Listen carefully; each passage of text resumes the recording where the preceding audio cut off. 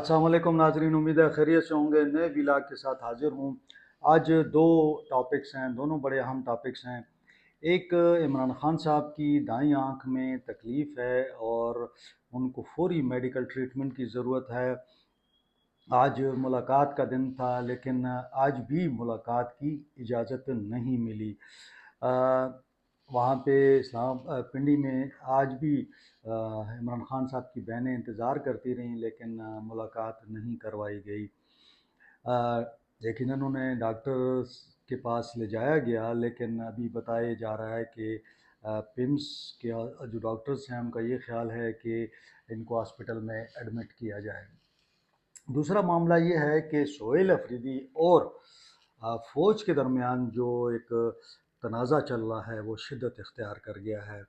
दोनों जानिब से इंतहाई, जिसे कहते हैं ना कि इंतहा पर पहुंच गई है। दोनों जानिब से जो गोलाबारी है, इल्ज़ामात हैं। इस सूरत हाल में सुहेल आफरीदी के करीबी ज़राए ये कहते हैं कि वो इंतहाई परेशान भी हैं और उनको कई जानिब से ये बताया जा रहा है कि जनाब पार्टी के अंदर भी उनकी सूरत हाल कोई अच्छी नहीं है। और ज़ाहिर है कि इस्टेब्लिशमेंट के साथ जो उनके ताल्लुकात हैं वो रोज़ बरोज़ ख़राब होते जा रहे हैं, कशीदगी बढ़ रही है। आखिर इसका क्या होगा? कुछ ज़राए तो ये भी कहते हैं कि जी सुहेल अफरीदी साहब जो हैं वो नाकाम होते जा रहे हैं और हो सकता है कि उनका अंजाम भी अल यमीन गंडापुर से मुख्तलिफ ना हो। कब तक वो अपनी इस जो वज़ारत आला है इस पर कायम रहते हैं, ये डिपेंड करेगा उनके ऊपर। बहरहाल आज ये दोनों टॉपिक हैं, और इससे पहले कि मैं डिटेल में जाऊँ, आपसे वही रिक्वेस्ट कि चैनल को लाइक करें, सब्सक्राइब करें, दोस्तों के साथ शेयर करें। बाज़ दोस्त कहते हैं कि उन्हें नोटिफिकेशन नहीं मिलता जब नया व्लॉग आता है। तो जनाब, जब आप सब्सक्राइब करते हैं ना, तो जब तक आप बेल आइकॉन जो है घंटी यानी टली, इसको आप प्रेस नहीं करेंगे ऑल ऑप्शंस के साथ, इसके नीचे ऑल ऑप्शन आता है, तो तभी आपको नया व्लॉग मिलेगा। वरना ये है कि आप फिर ढूंढते रहेंगे कि व्लॉग कहाँ से ढूंढें और क्या कहाँ से मिलेगा। इसीलिए मैं कहता हूँ कि ऑल ऑप्शंस के साथ प्रेस कर दें ताकि आपको नया व्लॉग मिल सके। तो पहले चलते हैं इमरान खान साहब के हवाले से। तो तहरीक इंसाफ ये कह रही है कि जब नवाज शरीफ साहब बीमार थे तो डॉक्टर उनके सरहाने बैठकर प्लेटलेट्स गिनते रहते थे, कितने कम हुए, कितने ज़्यादा हो गए। और फिर जब कम हुए तो कहा गया कि जनाब इनका तो इलाज जो है नहीं, यहाँ पाकिस्तान में नहीं हो सकता। हालांकि वो हॉस्पिटल में थे। उसके बावजूद उनको फिर बाद में बाहर भिजवा दिया गया। एक वज़ीर अज़म के साथ, जो साबिक़ वज़ीर अज़म थे, उनके साथ अलग से एक रवैया था और इमरान खान साहब के साथ अलग रवैया है। मैं समझता हूँ कि ठीक है, अगर वो कैद में हैं जो भी है, लेकिन उन्हें मेडिकल की फ़ैसिलिटीज़ जो हैं वो मिलनी चाहिए। जो एक कैदी का बुनियादी हक़ है वो उनको मिलना चाहिए। मुलाकातों पर पाबंदी के हवाले से भी मेरी राय जो है वो मुख्तलिफ है कि उन्हें फैमिली या वकला के साथ मिलने की इजाज़त होनी चाहिए। वकला के हवाले से तो चूँकि कोई केस नहीं चल रहा, तो शायद कोई कानूनी कदग़न हो, लेकिन फैमिली के किसी मेंबर से मुलाकात करवाना, मेरा ख़्याल में कि ये ना करवाना ये बड़ी ज़्यादती है। उनकी जो फैमिली है उन्हें उनसे मिलना चाहिए। ज़ाहिर है ये एक कैदी का ये भी बुनियादी हक़ है कि जेल में सज़ा के दौरान वो अपनी फैमिली के साथ मिल सके। तो मेरे ख़्याल में कि इतना ज़ुल्म नहीं करना चाहिए कि जितना फिर बर्दाश्त ना हो। इजाज़त मिलनी चाहिए और यकीनन उन्हें अपने जो उनकी फैमिली है उनसे मिलने देना चाहिए। अब उनकी आँख में जो बताया जा रहा है कि CRVO, ये कोई वेन है या जिसे कहते हैं कोई रग है जिसमें से ब्लड की सर्कुलेशन के हवाले से बताया जा रहा है कि आँख में जो ब्लड की सर्कुलेशन है वो मुतासर हो रही है। यकीनन इसको डॉक्टर्स बेहतर समझते हैं, और अगर ये बात सामने आई है कि उन्हें पिम्स ले जाया गया था और वहाँ पे वो टेस्ट वगैरह हुए हैं, तो मेरे ख़्याल में कि फिर उन्हें पिम्स में इलाज की सहूलत होनी चाहिए। अब ये कहा जा रहा है कि डॉक्टर्स बता रहे हैं कि इनको पिम्स में दाखिल किया जाए, जबकि जो जेल इंतज़ामिया है اس کا یہ کہنا ہے کہ جناب جیل کے اندر اس کا ٹریٹمنٹ کیا جائے۔ مجھے نہیں معلوم کہ اس کا ٹریٹمنٹ کس طرح ہے، اگر کوئی صرف میڈیسن استعمال کرنی ہے یا کوئی پروسیجر ہے۔ اس حوالے سے اتھارٹیز کو اور ڈاکٹرز کو مل کے فیصلہ کرنا چاہیے۔ جو ان کی سزا ہے وہ تو اپنی جگہ ہے، لیکن ان کی جو ان کی صحت کے حوالے سے معاملہ ہے، میرے خیال میں کہ اس کو نظر انداز نہیں کرنا چاہیے۔ اب چلتے ہیں جناب دوسرے ٹاپک کی جرب۔ تو دوسرا ٹاپک جو ہے وہ سہیل آفریدی صاحب کے حوالے سے ہے۔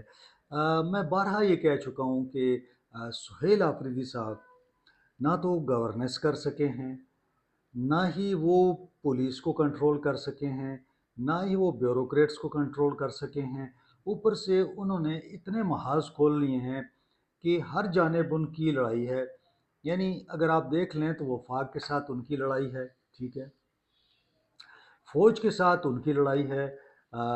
ان کا یہ خیال ہے کہ ابتدا جو ہے وہ فوج نے کی تھی۔ D G S P R نے پشاور آ کے ایک بات کی کہ جناب کوئی بھی ملک دشمن جو ہے وہ وزیر اعلیٰ نہیں بن سکتا۔ تو ظاہر ہے جو ملک دشمن ہوگا تو وہ نہیں بن سکتا ہوگا۔ سہیل آفریدی صاحب تو بن گئے، ظاہر ہے وہ ملک دشمن نہیں تھے تو بنے۔ تو میرا کہنے کا مقصد یہ ہے کہ یہ جو ایک دوسرے کے خلاف ماجرائی ہے، اس میں بڑی شدت آ گئی ہے۔ اب جب انہوں نے یہ محاذ کھولے ہوئے ہیں، دوسری جانب صوبے میں گورننس کا فقدان ہے، صوبے کے اندر دہشت گردی ہے، صوبے کے اندر ویسے ہی معاملات جو ہیں بڑے خراب ہیں، پولیس تعاون نہیں کرتی، آئی جی جو ہے وہ پنجاب سے ان کا تعلق ہے، وہ بھی پرواہ نہیں کرتے۔ ایسے حالات میں اتنے محاذ کھول کے بیٹھ جانا جبکہ خزانے میں آپ کے پاس پیسے نہیں ہیں۔ کل ہی سہیل آفریدی صاحب نے وزیر اعظم کو خط لکھا ہے کہ جناب صوبے میں دہشت گردی ہے، یہاں پہ ہمارے جو پیسے ہیں وہ بھی آپ نہیں دے رہے، کے پی کو جو ملنے تھے پیسے وہ بھی نہیں مل رہے، فاٹا میں جو پیسے ملنے تھے وہ بھی نہیں مل رہے۔ تو ایک جانب صوبہ جو ہے معاشی طور پر اس کے پاس پیسے نہیں ہیں، یعنی اعلانات تو بہت کیے جاتے ہیں، جناب 1000 ارب جو ہے وہ مرج ایریا کو دیں گے، پتہ نہیں 300 ارب 400 ارب کا ایک موٹر وے ہوگا، دوسرا موٹر وے ہوگا، پشاور کے لیے 100 ارب دے دیے ہیں۔ لیکن ایکچولی معاملہ یہ ہے کہ خیبر پختونخوا کے پاس فنڈز نہیں ہیں۔ تو ہر طرف سے معاملات جو ہیں وہ یار سفر کرتے ہیں، لوگ سفر کرتے ہیں۔ سہیل آفریدی صاحب تو کہتے ہیں کہ جی مجھے ہٹانے کے لیے سازش ہو رہی ہے، لیکن سازش جو ہے نا پارٹی کے اندر ہو رہی ہے، اور پارٹی کے اندر سے کوشش کی جا رہی ہے کہ یہ جو معاملات پوائنٹ آف نو ریٹرن پر پہنچ چکے ہیں، اس کے بعد کوئی متبادل قیادت کی بات کی جا رہی ہے کہ سہیل آفریدی صاحب چونکہ اسٹیبلشمنٹ کے ساتھ گتھم گتھا ہیں اور ان کی اسٹیبلشمنٹ کے ساتھ اور وفاقی حکومت کے ساتھ بھی ان کے تعلقات بڑے خراب ہو گئے ہیں، ایسے حالات میں جب کہ کوئی متبادل بندہ ہونا چاہیے جو کہ اسٹیبلشمنٹ کے ساتھ بھی بات چیت کرے، صوبہ بھی چلائے، تو اب یہ پارٹی کے اندر یہ باتیں شروع ہو گئی ہیں کہ کوئی نیا وزیر اعلیٰ آنا چاہیے۔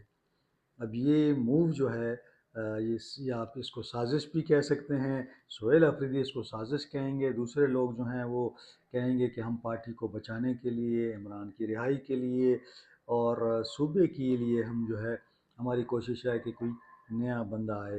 تو اب سوال آج یہ ہے کہ سہیل آفریدی صاحب کو کیسے حکومت سے نکالا جائے گا، یہ ایک بہت بڑا سوال ہے۔ میں اگلے دن لوگوں سے بات کر رہا تھا تو کچھ لوگوں کا یہ خیال ہے کہ جناب 9 مئی کے مقدمات میں جب چیز جو ہے وہ بالکل پانی جو ہے سر سے اونچا ہونے لگے گا تو پھر 9 مئی کے کسی بھی کیس میں ان کو نااہل کر دیا جائے گا، سزا سنا دی جائے گی، جس کے بعد یہ ڈی نوٹیفائی ہو جائیں گے اور یہ فارغ ہو جائیں گے۔ جب یہ فارغ ہوتے ہیں تو یقیناً پھر کوئی دوسرا متبادل جو ہے وہ سامنے آئے گا۔ بہرحال یہ ایک پروسیس ہے، جمہوریت ہے، اس کے اندر یقیناً قاعدے جو ہوتا ہے ایوان کا قائد ایوان، تو وہ تبدیل ہو سکتا ہے، لیکن جو کشیدگی اور جو بیانات جو ہیں وہ سہیل آفریدی صاحب دے رہے ہیں، میرے خیال میں کہ اس سے معاملات مزید بگڑیں گے، خصوصاً جب اب وہ یہ کہہ رہے ہیں کہ جناب فوج کے ساتھ، کور کمانڈر کے ساتھ، آئی جی ایف سی کے ساتھ کوئی ان کی بات نہ مانی جائے۔ انہوں نے بیوروکریٹس کو یہ کہہ دیا ہے کہ جناب اگر فوج کی جانب سے کوئی بھی احکامات آتے ہیں تو آپ نے تسلیم نہیں کرنا جب تک کہ وہ ریٹرن نہیں آتے۔ جب ریٹرن آئیں گے تو صوبائی حکومت اس پر فیصلہ کرے گی، اور اس فیصلے کی روشنی میں جو بھی قدم اٹھانا ہے وہ اٹھایا جائے گا۔ تو اب یہ معاملات اس حد تک چلے گئے ہیں کہ انہوں نے صاف کہہ دیا ہے کہ جناب کوئی تعاون نہیں ہوگا صوبے کی جانب سے، اور اب 8 فروری جو ہے اس کا انتظار ہے کہ 8 فروری کو کیا معاملات ہوتے ہیں اور ان معاملات کا کیا رزلٹ آتا ہے۔ بہرحال دیکھتے ہیں صورتحال کہاں جاتی ہے، اور ان حالات میں صوبے کے اندر کب تبدیلی آتی ہے۔ تو یہ سیاسی تبدیلی جو ہے یہ اب میرے خیال میں کہ چند دنوں کی بات یا چند ہفتوں کی بات رہ گئی ہے، اور انتظار کیا جا رہا ہے کہ کب سہیل آفریدی صاحب اپنا جو آخری اننگز کہہ لیں، آخری بال کہہ لیں کہ وہ کھیلتے ہیں۔ اب یہ آخری غلطی کا انتظار ہے، اور جس دن سہیل آفریدی صاحب آخری غلطی کریں گے اس دن یہ معاملات جو ہیں وہ فائنل ہو جائیں گے۔ آج کے لیے اتنا ہی، انشاءاللہ اگلے ولاگ میں آپ سے ملاقات ہوگی۔ اپنا خیال رکھیں، اپنے اہل خانہ کا خیال رکھیں، مجھے اجازت دیں، اللہ حافظ۔